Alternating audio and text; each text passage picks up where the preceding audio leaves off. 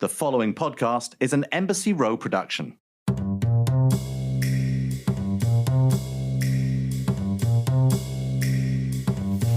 Hey everybody, I'm Marc Lamont Hill. I am a professor, a scholar, and most importantly, a book nerd. I say book nerd because I don't just love to read books. I'm the person who loves to read about the book. I love hearing authors talk about how and why they wrote the book, and I love talking to other book nerds about their favorite books. That's why I started Coffee and Books. It's a podcast all about books. Every episode, I sit down over a cup of coffee with the world's biggest authors to discuss the most interesting, controversial, fun, and important books. Sometimes we hang out with experts, fans, and other special guests to talk about some of the greatest books of all time. And today, we are very, very lucky. We have an author, a Harvard University professor of English and African American Studies, a brilliant essayist, and his new book is called Who Will Pay Reparations on My Soul. We're joined by Jesse McCarthy. Jesse, good to see you. Good to see you, man. Thank you so much for having me. So first of all, before we even get to this amazing book you wrote, let's talk about the coffee part of Coffee and Books.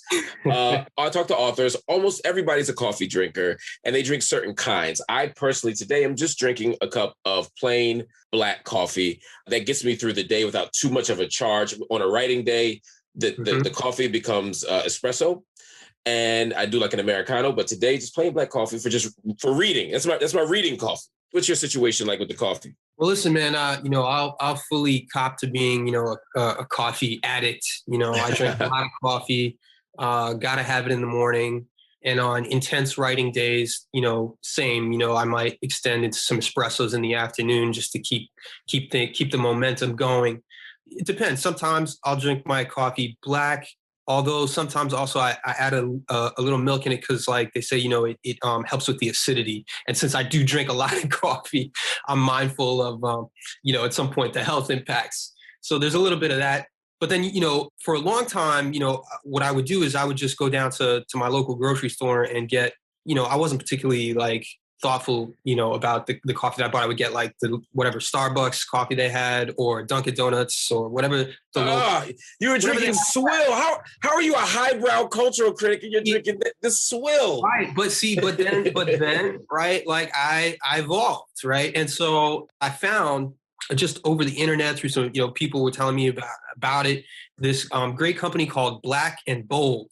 You should check them out. Black and Bold. They're Black owned. And part of their profits go to community impact. And, insofar as you're going to spend money on coffee anyway, why not spend it with a company where they have an explicit commitment, right, to investing in underinvested communities and making a social impact with their work and in supporting Black business. So, plus it's a great name, Black and Bold, can't go wrong, BLK and Bold. I love it. And if I may say so, their coffee is excellent. It's really good. Because that's the key, right? You can have all the social impact. You can be an important company, but it has to be good. It's like music, you can have righteous music that sucks, and that's the worst thing. Absolutely. and I'll confess, I was a little skeptical at first because I'm always a little skeptical about things, right? You always, I think, we live in a kind of an age like that. We're sort of reflectively, skeptical when people, even with the best intentions, tell you they're going to do this or that. But I got to tell you, man, the way in which their product showed up, the quality of the product, and the ease with which everything happened. Wow, no, I was sold. So I haven't looked back. Cool, man. Well, that's great. Talk to me. Let's talk about this book. First of all, the title, Who Will Pay Reparations on My Soul? That's a provocative title. I was in Uncle Bobby's, my bookstore, and I can't tell you how many people were drawn to your book just from the title. Why the title? So the title is, I'm borrowing the title from Gil Scott-Heron.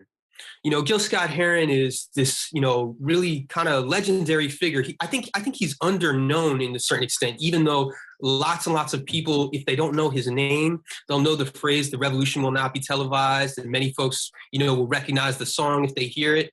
But, Gil Scott was in many ways a kind of a pioneer. Some people describe him kind of as the godfather of hip hop.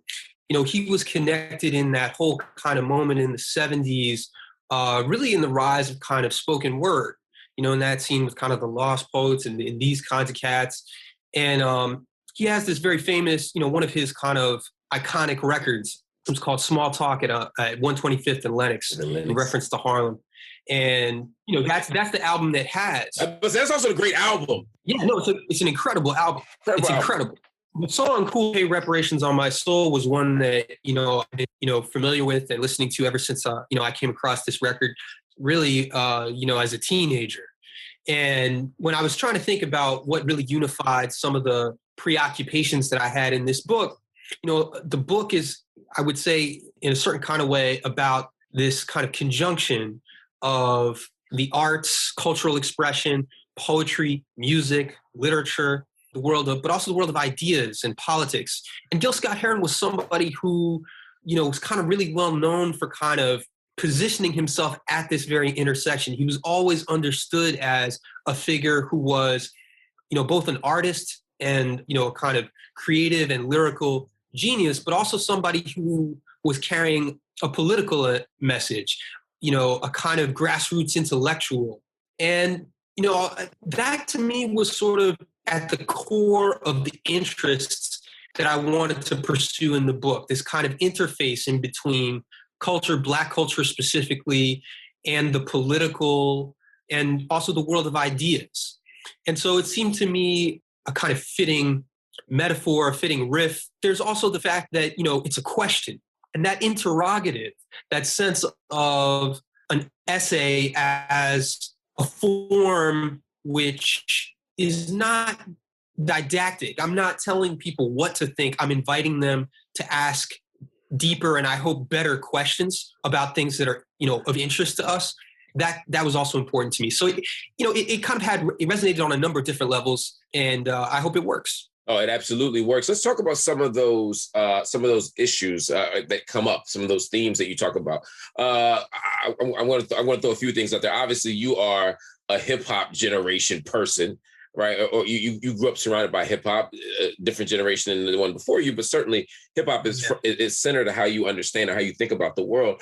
That comes through in these essays a lot, whether it's conversations about trap music or whether it's talking about Jay-Z and Beyonce in France. Talk to me a little bit about the role that hip hop plays in these essays. Well, I really, I'm born in 83. I came up in the 90s and the early 2000s. And, that just sort of meant by default that, the music that I connected to and identified with was, to some extent, what we kind of look back on now, I think to a certain extent, is kind of the golden age of hip hop in a certain kind of way. And, for me, there's this way in which, on the one hand, hip hop was sort of like the leading edge of a certain form of popular Black expressiveness, right? In the same way that, in kind of every historical epoch, we see Black music in particular kind of fulfilling this kind of function, whether it be in funk in the 70s, soul music, whether it be in R&B, whether it be in jazz, and of course the blues and gospel. And I think to a certain extent, I've always felt that the music had a special relationship to a special way of communicating the current state of affairs in a certain kind of way of sort of American life in a really deep and broad way, even though it's always kind of, primarily identified with Black and in particular with African American experience. But, one of the things that was really interesting, right, and I wonder if you kind of had similar feelings about this, because you yourself are also a hip hop scholar, fantastic book on hip hop, and I'm also someone, right, who comes in the wake of a kind of entire generation, also not just the music, but thinking about the music and theorizing about the music, whether it be Prophets of the Hood. I mean, there's a whole literature on hip hop and thinking about it. But I also, as I was kind of beginning to write for the public, beginning to do this kind of criticism, that was also a moment when the music was changing, right, in a way that was perceptible. And people began to talk about this thing that we call trap music. And part of me was curious about, okay, what's the difference? Like, what's different about what's going on now relative to what was going on when I was coming up in the 90s and early 2000s? So coming up in the 90s, I was somebody who, I was a fan of Nas, of Jay-Z, of, all kind of the greats of that era. And so I found myself having this kind of awkward situation where when the music started to change in kind of, I would say, the mid 20 teens, if we want to call it that, and trap music became dominant, Future became, a huge superstar.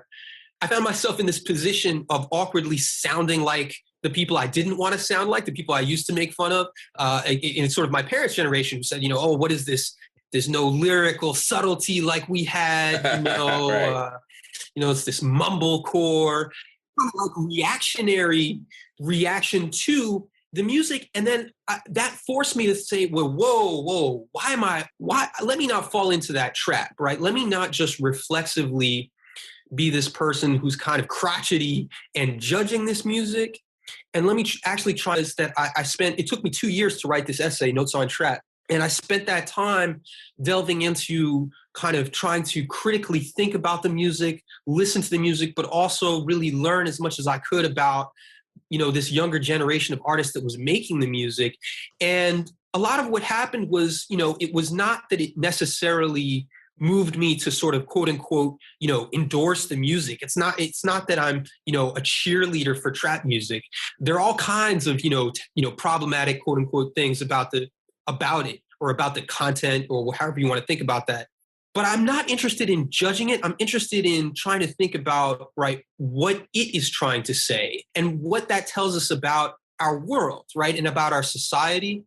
I really came away from that listening changed, and it really changed how I regarded that music, and in a lot of ways also got me to appreciate it and to like it in new ways. And so, this is the kind of thing where I'm really interested in trying to move away from some of the superficial ways we sometimes engage with these things and see if there are better questions we can ask of these things. What makes for a better question? So I think what makes for a better question is, first of all, being skeptical about whatever form you tend to hear the questions being posed in, right?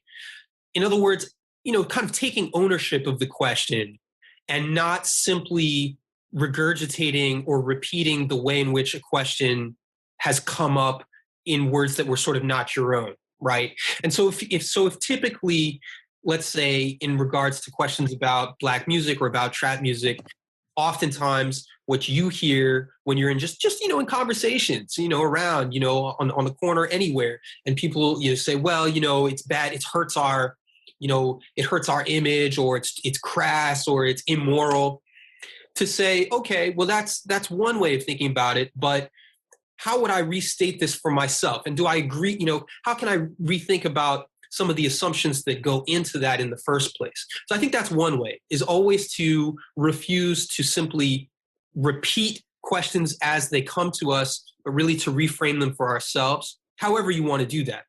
And the second thing I would say about asking a better question is I think there are, well, maybe two kind of components, right? One would be to try and take your personal sort of evaluative judgment out of it for a moment and try and think about it in a kind of disinterested way. So, because we're trained in so many ways, because we live in a highly capitalistic culture, to immediately want to say, do I like it? Do I dislike it? Do I want to buy more of it? Do I, does it slap? Is it good? Is it good for the club? Okay, well, those are some ways to think about something. But if I step back from it and I try and ask just sort of like, how is this made? Right? Like what's its structure? Why is somebody making it? What are the, regardless of whether I think it's good or bad, just why are they making this and not something else? I think that begins to move us in the direction that makes for a better question, because in a sense, you start to discover aspects of that thing that are actually affecting our judgment, but aren't things that we're not necessarily conscious of, right? That we're not articulating explicitly. And so I think that, better questions tend to be those that to a certain extent kind of excavate all of the elements that are present in something. And we might even know them or feel them intuitively, but we haven't found language to describe them, to make them explicit. But that process of making something explicit, that's not trivial, right? Like that moment where you can start to apply language to something in a way where you can kind of get a hold on it. Part of what happens, right, is you're now changing the discourse, because those questions that were coming at you, the way something is received, now you have a way to start changing the way other people have that kind of first level reception when you put out a question that actually hits on a slightly deeper level. You wrote a letter to DAngelo, right? I mean, the chapter is both a kind of pieces of this open letter to DAngelo. Yeah. And it's also a kind of reflection on what it means to write an open letter to DAngelo and sort of the broader context in which he emerges. Why DAngelo and why this form? So one of the things I would say is that, I think a lot about the essay, not just as a place where I want to kind of bring together different ideas and try and work through something I'm trying to figure out for myself. But I'm also really interested in, kind of messing with the form. One of the things I'm interested in doing with essays is to, kind of mess with the form and, to, I hope invite especially sort of young writers and critics and, people who are interested in writing and thinking about culture and ideas and music and art and all of these things, and saying, there's not necessarily a right way and a wrong way of doing this. And there's a lot of value, I think, in kind of experimenting with new ways of writing about things. And also, I would argue, a kind of tradition of doing so. When you think about, a really iconic classic text like, Du Bois's The Souls of Black Folk, from the perspective of genre and from the perspective of style, it's a really radical text. He has to kind of discover a new way of writing. When Baldwin writes his essays, it's not just that he's putting forward really important ideas, right? Part of the reason that his writing has had the kind of impact that it had in the moment and that it continues to have is because, in a certain sense, he invented a new kind of essay. He sort of crafted a new voice. He introduced a kind of flavor to it that it really didn't have before. Whether it was, trying to figure out how to write about trap music, I realized, I can't just, write this kind of traditional first person essay. It just wasn't working. I had to completely break open the form in order to figure out, to be honest, kind of a way of writing about it that wasn't going to actually kind of be corny, Yeah. And I think with DAngelo, part of what's going on there is that, as an artist, his music was so, I think, so formative to me. Brown Sugar, Voodoo. Those albums to me were so formative.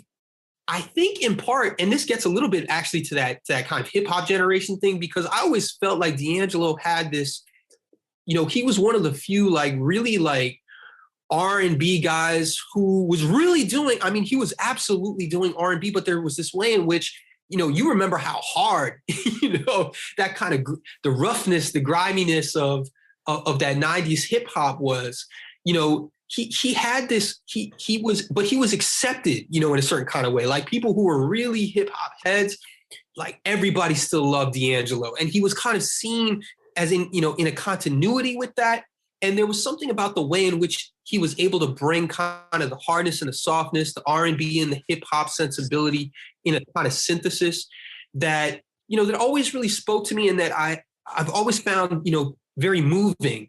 And when he came out with Black Messiah, and this piece sort of originated as kind of me wanting to write a review, basically, of that album. Black Messiah, yeah. Never got published, right? But I was thinking, about that moment and the politics and the way that he was, putting himself forward and making his artistry available to the needs of that moment. And again, and this is sort of a theme throughout the book, I really do think that there's a way in which there's a kind of salve, a kind of power of both synthesis in the sense of bringing together and bringing forward ideas about how we could live, what it would mean to have a life in this country, in the Americas, that was beautiful, that worked, that a project that people could come together around that would feel right. I think somebody like DAngelo, I think there's a way of listening to his music where that's at least one of the things that you hear in it, right? Not that his music is sort of, quote unquote, crudely political, but I think it actually, or at least in that piece, one of the things I'm suggesting is that it actually does have this kind of, I hear in its sound, a kind of utopian quality, right? A kind of vision of the world we'd like to live in. And that when we come together, for example, at a party, at a block party, at a cookout, hopefully we can do that again this summer, and put on that music and we can be together. There's a way in which we're kind of in miniature form, putting that into practice. And I think that's extraordinarily important. And to a certain extent, I felt like the letter, the form of the open letter is about trying to acknowledge the intimacy of that gesture. And intimacy is such I think an important quality of his music. But the open letter, right, is both an attempt to make an intimate appeal, but one that's also collective and open and public. And that, I think, is part of the genius of his sound and of his music, that it's able to convey this extraordinary intimacy, but at the same time, it has this largeness of spirit, this kind of collective feeling, and that's kind of the public or the open side of it. And so that was, again, kind of, I don't know if it worked, but it was this way of me trying to think about what's the form, what's the kind of written form that matches how I think about what this sound does, what this artist does with his music. Talk to me just a little bit more about the broader project of the essay and a book or collection of essays. As an intellectual, as someone navigating a university where you have to write research books of some sort, university press books, usually to get tenure, why at this stage in your career did you decide to accumulate these essays that you've been writing since 2014? Why did you decide that this was the best sort of form or the best way to introduce your ideas to the world, to the public? I should say probably, for clarity's sake, right, in terms of my scholarship, I'm primarily, a literary scholar and someone who works on literary history. And, in graduate school and in the work that I'm still doing now, I was mostly interested in focusing on basically sort of problems that I saw or questions that I had about the relationship between politics and aesthetics in Black literature, and in particular, in a given historical moment that I generally refer to as kind of the early Cold War. This moment between the end of World War II in 1945 and 1965. There's this 20-year span in between the end of that war and the assassination of Malcolm X in 1965, which is really kind of the event and the moment that kind of changes the discourse, really. And when we see the rise of Black power and, kind of insurgent Black militancy that is accompanied in turn on the aesthetic side, right, by the rise of the Black arts movement. But there's that moment in between that's kind of ill-defined. And I'm really interested in, what's going on in the literature of that era. And, if in order to write a really good scholarly book that will make sense of that period and address those questions in the kinds of ways that I want to, I have to do, that work of scholarship. I have to, go into the archives. I have to work through, very large bodies of secondary literature. And I'm in conversation with primarily other scholars, right? I'm in conversation with a long line of eminent scholars who have thought long and hard about, literary history as such, and of course about the tradition of, African-American literature in particular. And when you write that kind of a book, necessarily, it's not going to be a book that can address itself to a kind of general audience. You hope that it, and I try, even in my scholarly writing, to not, not be too jargony or anything like that. I prize a certain kind of clarity, of course, but necessarily it's a specialized endeavor. I'm someone, though, who has always felt that I do identify as a scholar. I also identify as, I would just say, as a writer. And I think as a Black writer, especially, I've always felt that, my writing I see myself and I understand myself as coming within a tradition. And that means that I think about what that tradition, in a certain sense, I think requires of me, if I can put it that way. And that to me means thinking about how am I making all of the incredible privilege that I've had to do all of this studying, right? To spend years of my life in the library, reading all these books, having access to all of this knowledge. If I'm hoarding all of that knowledge for myself and then only sharing it, let's say, with a scholarly audience, that feels insufficient to me in terms of my responsibilities as I understand it to the tradition. And so the essay to me is this form that I think, again, has often been used as a way for, intellectuals and Black intellectuals, right, to say, okay, yeah, I have this is where I stand professionally and I take pride in the scholarly work that I'm doing. But the essay allows me in a certain sense to, in this kind of amphibious way, step out a little bit and write something that will speak to a wider audience and hopefully circulate in a much wider way. And that circulation is meaningful to me. It's not, I should make clear, it's not for me just about imposing my ideas or getting my ideas out to a wider world. In a sense, I'm interested in also, circulating all the ideas that I'm exposed to because I have the opportunities, of being a scholar, but that many other people don't necessarily have, but that I can give I can amplify, and I can give a kind of wider circulation to. And so that to me is something that I've always really valued, that I, think of as a kind of core aspect of what I do. Who are some essayists that you think do that well? Who are able to hit those notes, access those people, draw from those registers, make things plain, but offer also a kind of complicated, nuanced, and indeed counterintuitive sort of read of the world? It's a great question. I feel like I'm going to get in trouble here because I'm going to leave people out. One thing I will say is when I think about, the kind of work that Imani Perry does, when I think about the kind of work that Ta-Nehisi Coates has done, right? I mean, even just on the question, of reparations. And, it's interesting because obviously to a certain extent, my own work, appears as a kind of, criticism of his work. But a relatively gentle one, though. I mean, relative to what others have done, I would argue.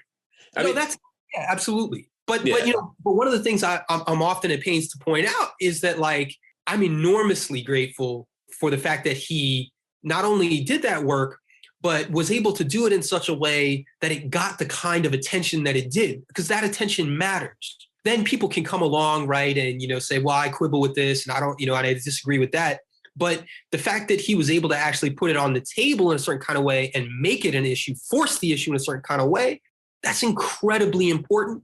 And it takes a certain kind of genius and a certain kind of talent to be able to make that happen. And it's important not to take away from that. What I think is then, hopefully that's not an endpoint though, right? That should engender even more conversation. And there should be all kinds of people, not just me, but many others who come along and say, I want to extend the conversation in this direction or that direction because I disagree with this part or I disagree with that part. And that's a good thing, right? That's what we want. That's what we should want of our culture, right? That we have this really vibrant world where we're having serious, really well-informed conversations about things that are incredibly important to the future of our politics and to the state of our self-understanding. I'm going to ask you a little bit about process, because one of the things that I find really interesting about your writing is how you reflect on your writing.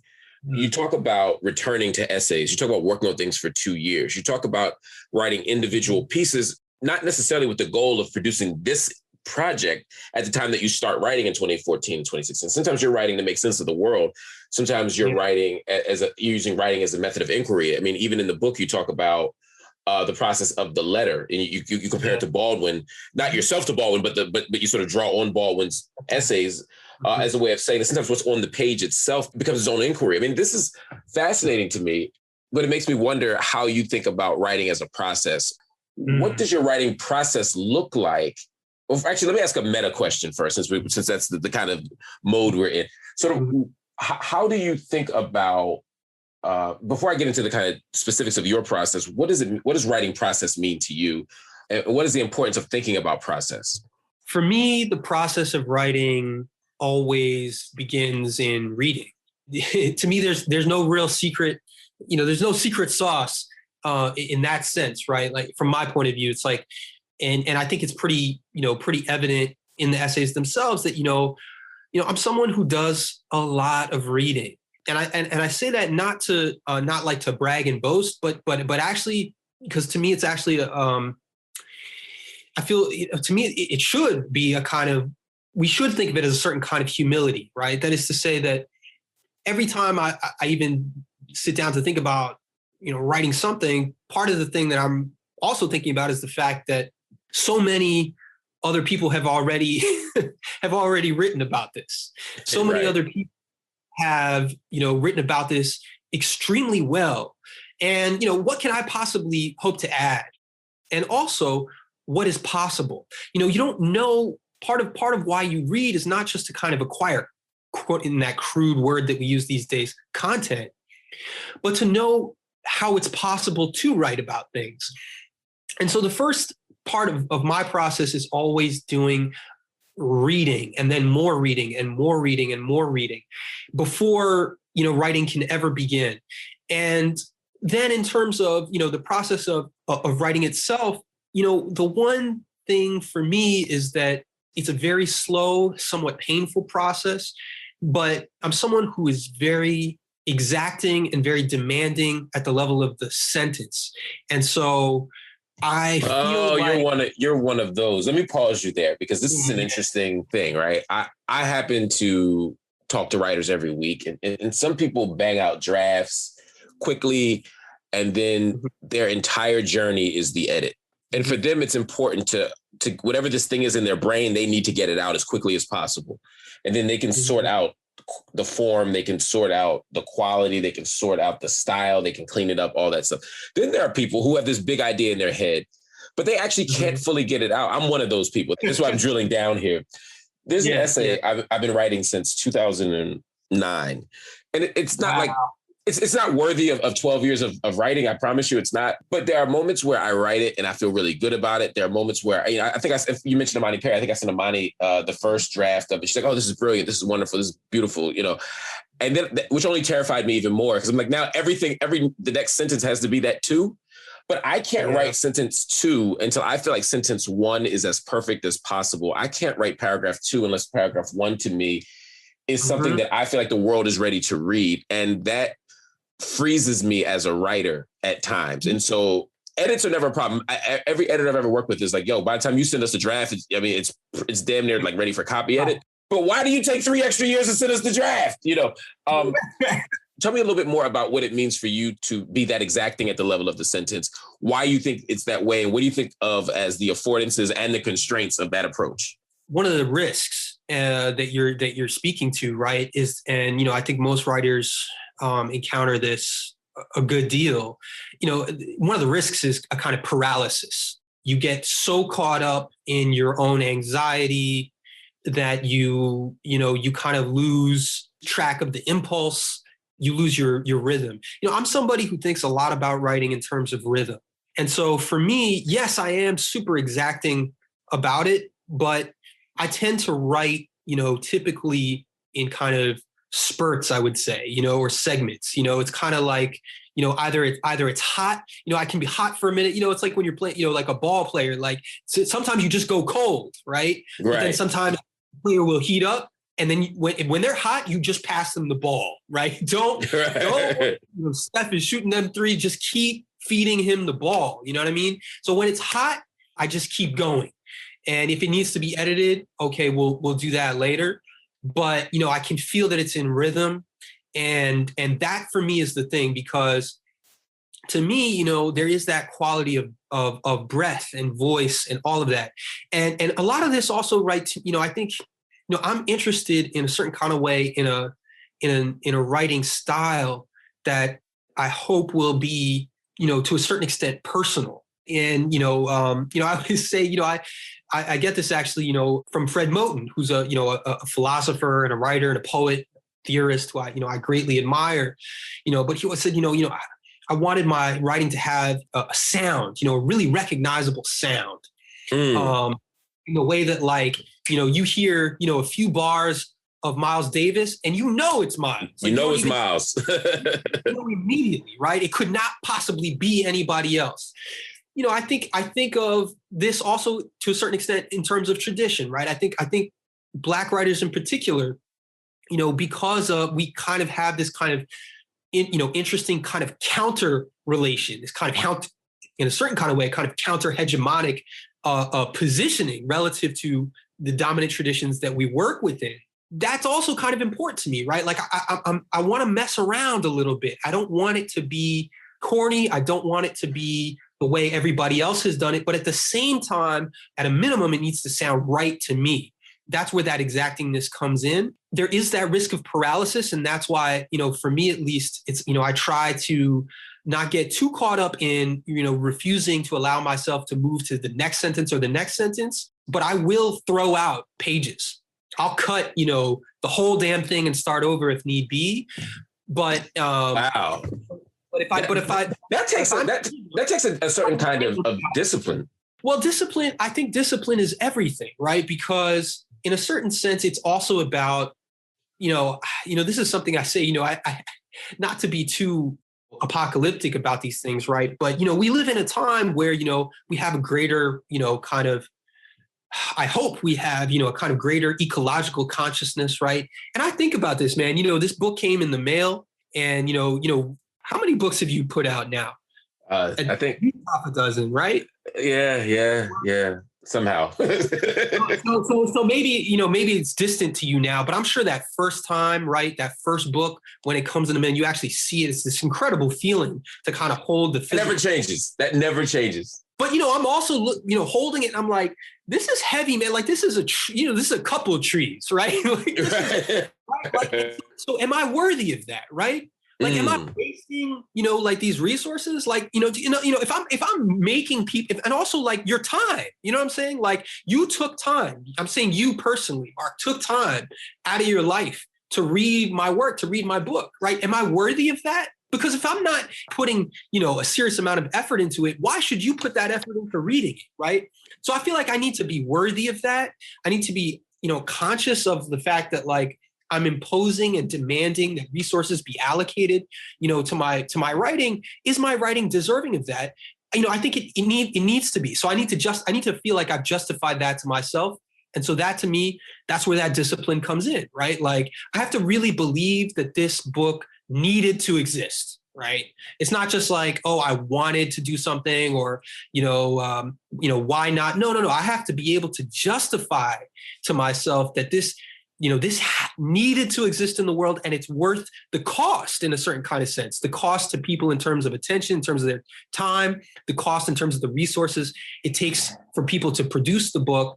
I have to be worthy of that. And so that I think, to me is one of the ways in which discipline comes into it. Do you write every day? I should write every day. I'm going to say it like this. There are very few days, I would say, that go by where I don't write something. There are many days that go by where I feel like I haven't written anything that I really like or that's, genuinely productive. But I do write most days. There are most days of the week I'll get some kind of writing done. But I'm not going to lie. I have, my off days where for whatever reason, it's just not right. And typically, to be honest with you, that's a day when if it's really like that, I'm somebody who, writing is at the core and the center of my life, right? It's what and that, by the way, right? Like I said, writing is always also reading. So when I say writing, I'm also always reading, right? But it's not the only thing, that I do. Like, I love basketball, I love music. And so on a day, if I'm having a bad writing day and I can feel that, I listen to records, man. I'm the type of dude, I'll put on a record and listen to a whole record. I love to listen to music. And if it's not a good writing day, maybe it's a day for taking in some music. Maybe it's a day for, trying to, go learn about something I don't know about or discover some art or maybe just go outside, and just like soak up some sun, or watch a basketball game, you know what I mean? And just like be in touch with that for a minute. So I don't force it. Again, it's about rhythm. I don't want to lose the rhythm of writing. And so I need to, I would say almost every day though, I do eventually get to some writing. That's important. I try that. Every day I wish I had written. That's the best I can offer. Some days some days it just doesn't work for me. Some days life gets in the way as I've gotten older, life sometimes just gets in the way. Right. And the worst feeling is when you're motivated to write and can't, and then the next day you have plenty of time and opportunity and the spirit ain't moving you. So before we go, there is a game that I like to play with all of my guests.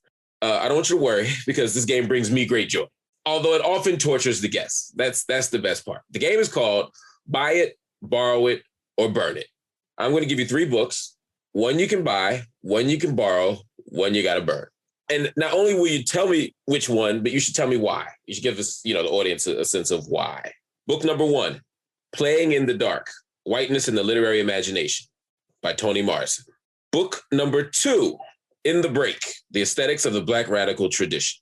And book number 3, just to make it easier, David Walker's Appeal. One you buy, one you borrow, one you burn.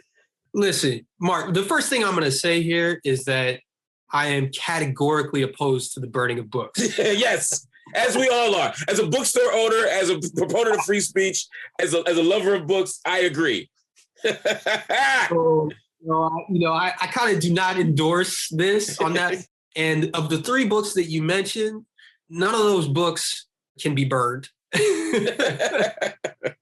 You're asking me the impossible right now. Okay. Oh, this is bringing me joy already. So I think with Walker's Appeal, you should borrow it. Walker's Appeal is a text. Well, first of all, it's a public domain text. Yeah. And it's a text that we need to be more familiar with. I know you're familiar with it. I know those of us who are in Black studies, those of us who are interested in Black intellectual history, in American history more generally, are familiar with Walker and his appeal. But it's a text that I really wish circulated more widely and as you know, that I try to bring some attention to in my own work. So I'm going to say borrow because, you can go get it at your local library, wherever you're at, go get that book. Plunge into Walker's Appeal because, in terms of thinking about, as I conceive of it, a really foundational text to thinking about the place of Black folk in American life and the kinds of claims that we make upon national destiny. There's so much there that we are still grappling with and that I think we really need to come back to and think really carefully about. In terms of buy, I'm going to say the Morrison, Playing in the Dark. That's money that'll go to her, her estate, and I think that's fine. So go buy that book. That book is probably one of the most significant works of literary criticism, the last whatever it is now, 30, 40 years. Absolutely. Imagine that. Can we just put an asterisk? Imagine being maybe the greatest writer America's ever produced, right? You've written The Bluest Eye, you've written Songs of Solomon, you've written Beloved. Imagine having that. And then also to write one of the great works of literary criticism, in the last generation. And here's the thing, right? That book, and this is so true of Morrison, right? Is she's so economical and so precise and so forceful in her writing. That's not a long book, right? She didn't have to write like a massive tome. She took care of like the whole thing. Right. In a hot 16. Like a couple hundred, it's less, maybe 120 some odd pages, something like that. It's incredible. It's an absolutely incredible feat. And, that is one of the things, by the way, that, I also pointed out in, my essay. By the way, it's not at all an original point that I'm making. I'm hardly the first person to make it. I'm just adding to the chorus here. But I do think it's important for people to recognize and grapple with the fact that Morrison was not only, our preeminent novelist, but an extraordinary intellectual, right? And someone who was bringing a set of ideas to the study of literature and also really, in really thinking very, very carefully and really forceful and important ways within the tradition about, social questions, political questions, feminism, all of these things. She has extraordinary contributions that we really should attend to. So buy that book.